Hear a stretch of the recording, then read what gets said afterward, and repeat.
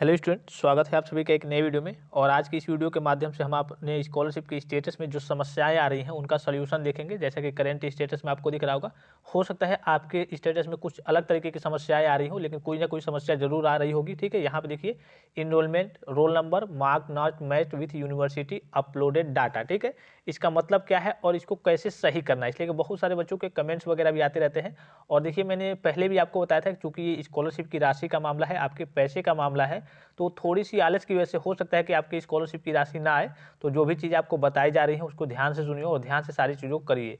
नीचे के जितने भी सेक्शन दिख रहे होंगे, पहले मैंने आपको बता दिया था कि स्टेटस डेज, उसके बाद से ऑब्टेन मार्क्स, यानी कि इस बार आपने जो पिछली बार की बात करें 2021-22 की, तो आपने जो गत वर्ष का परीक्षा फल होता है, तो आपने कितने में कितना पाया था, कितना परसेंटेज पाया था। जैसे कि इनका 1250 में 891 नंबर इन्होंने पाया था, और इन्होंने एक रीचेक का फॉर्म डाला था, उसमें 899 हो गया है।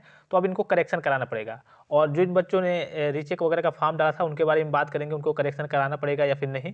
उसके बाद से यहाँ पे आपका पास रहना चाहिए, और यहाँ पे आपका अटेंडेंस जो है 75% से एबव, यानी कि उससे ऊपर रहना चाहिए। उससे नीचे रहेगा तो डायरेक्टली गवर्नमेंट द्वारा भी नोटिस आया था कि अगर आपका अटेंडेंस 75% से कम रहता है तो आपकी स्कॉलरशिप की राशि, यानी कि आपका पैसा नहीं भेजा जाएगा। ठीक है, अब बात कर लेते हैं इन स्टेटस के बारे में। उसके बाद से बात करेंगे जो बच्चे मान लीजिए कि इस बार रीचेक वगैरह का फॉर्म डाले थे, उनको क्या करना है। सबसे पहले यहाँ आप देखिए, सबसे पहले अगर ऊपर की यहाँ पे बात करें रजिस्ट्रेशन की, तो कंप्लीट हुआ है, ये रिन्यूअल कैटेगरी के स्टूडेंट्स हैं, मतलब इनका कंप्लीट हुआ, तो इनका रजिस्ट्रेशन में ऑप्शन नहीं दिखाएगा। ठीक है, रजिस्ट्रेशन में कोई डेट मेंशन नहीं होगा।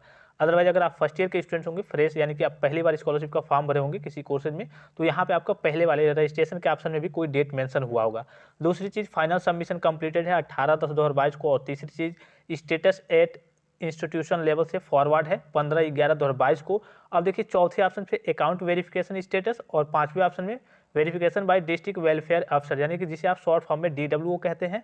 और उसके बाद से करंट स्टेटस की बात करें तो गलत तरीके से दिखा रहे हैं। तो बहुत सारे बच्चों के, जितने भी बच्चों ने मेरे पास सेंड किया, सारी चीज़ों को व्हाट्सएप पे सेंड किया, उनमें कुछ ना कुछ समस्याएं वगैरह आ ही रही थी। तो यहाँ पे देखिए, अगर आपका इस तरीके से स्टेटस दिखा रहा होगा या फिर कोई और समस्या होगी, तो यहाँ पे जो आपका चौथा ऑप्शन दिख रहा है, account verification status response pending by PFMS, यानी कि आपकी पीएफएमएस से पेंडिंग है। सीधे कहने का मतलब है अभी आपके जो बैंक का वेरिफिकेशन है वो नहीं हुआ है। अगर बैंक का वेरिफिकेशन, सपोज कीजिए कि यहाँ पे जो डेट दिख रहा होगा लाल कलर का, थोड़ा सा आपको छोटा सा दिख रहा होगा, अगर आपका जो अकाउंट वेरिफिकेशन स्टेटस, यानी कि अकाउंट वेरिफिकेशन होता है, उसके बाद से यहाँ पे डेट मेंशन हो जाता है अगर अकाउंट वेरिफिकेशन के ऑप्शन में, उसके बाद से यहाँ पे कोई समस्या आती है बैंक इशू को लेकर के, जैसे डीबीटी, यूआईडी इनवैलिड को लेकर के, या फिर आपका जो एनपीसीआई को लेकर के, तब आपकी स्कॉलरशिप की आने में उसको समस्या होगी। इसलिए कि यहाँ पे अभी जो है चौथा और पांचवा ऑप्शन, ये जब तक वेरीफाई नहीं होता है तब तक ये जो ऑप्शन है सभी बच्चों का ऐसे ही रहेगा। इसमें आपको घबराने की जरूरत नहीं है। बहुत सारे बच्चे इसको सेंड कर रहे थे कि सर मेरा गलत दिखा रहा है, कैसे करेक्शन वगैरह होगा, तो इससे अभी आपको कोई मतलब नहीं है। सभी बच्चों का अभी तक यही दिखाएगा जब तक ये चौथा और पांचवा ऑप्शन, चौथा ऑप्शन जब आपका वेरीफाई होगा तो आपको जो समस्या है वो बैंक को लेकर के आएगी। जैसे कि अगर आपके बैंक में कोई भी प्रॉब्लम है, तो जैसे ही चौथा ऑप्शन वेरीफाई होगा तो वहाँ पे दिखा देगा कि हाँ चलिए यहाँ पे वेरीफाई तो हो रहा है, और यहाँ पे शो होने लगेगा कि आपका यूआईडी इनवैलिड या फिर डीबीटी प्रॉब्लम या फिर एनपीसीआई से रिजेक्टेड हो गया। यहाँ पे इस तरीके की समस्या आएगी। ठीक है, लेकिन अभी फिलहाल में आपको कुछ नहीं करना है, आपको घबराने की जरूरत नहीं है।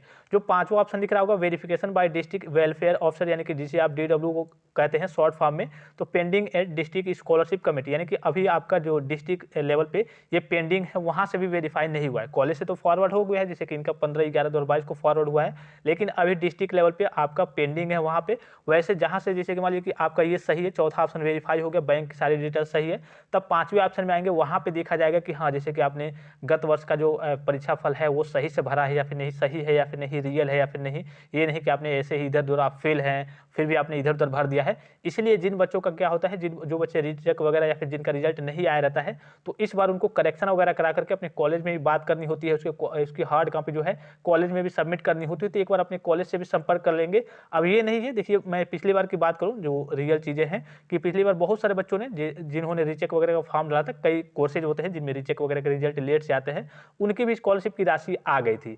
लेकिन आप अपनी ओर से कोशिश करेंगे, करेक्शन वगैरह करा लेंगे, एक बार कॉलेज में भी बात कर लेंगे कि सर मेरा मार्क्स इतना था, अब रिजेक्ट के बाद इतना हो गया है, तो हम करेक्शन वगैरह कराएं या फिर नहीं।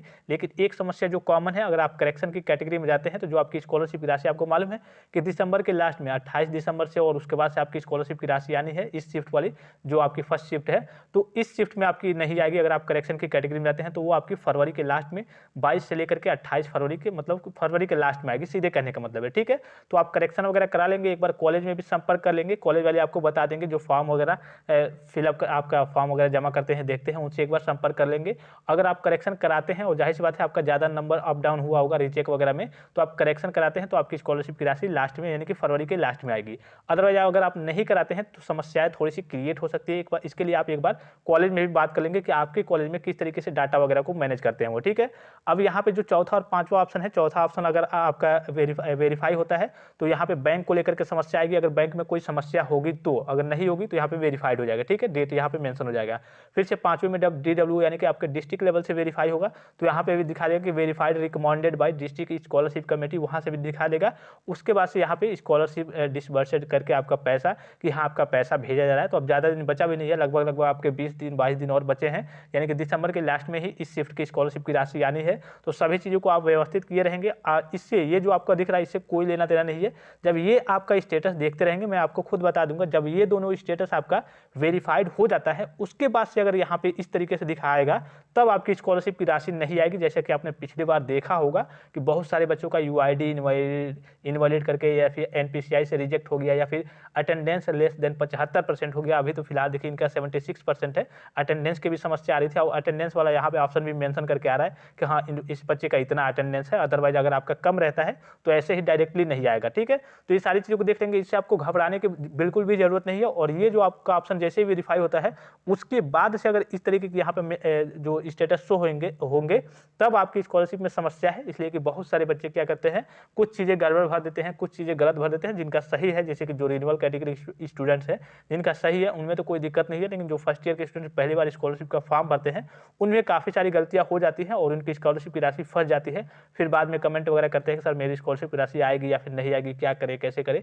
इसलिए आपको प्रोसेस भी बताया जाता है कि आप प्रोसेस को देख करके, मैंने आपको कई वीडियो प्रोवाइड किया था कि आप देख करके स्टेप बाय स्टेप सारी चीज़ों को भरेंगे, कोई गलती वगैरह नहीं करेंगे। अगर आप फर्स्ट ईयर में एडमिशन वगैरह ले रहे हैं तो एक आय जात निवास अपना बना लेंगे कि हाँ 3 साल तक वही चले, जो जितने साल का आपका कोर्सेज हो।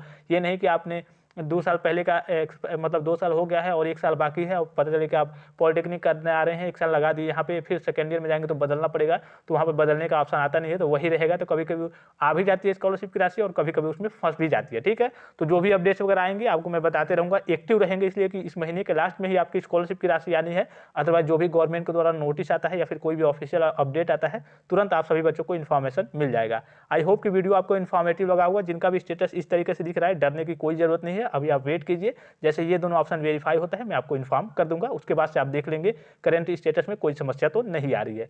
फिलहाल इस वीडियो में इतना ही, इजाजत दीजिए, धन्यवाद, थैंक्स फॉर वॉचिंग, मिलते हैं नेक्स्ट वीडियो में।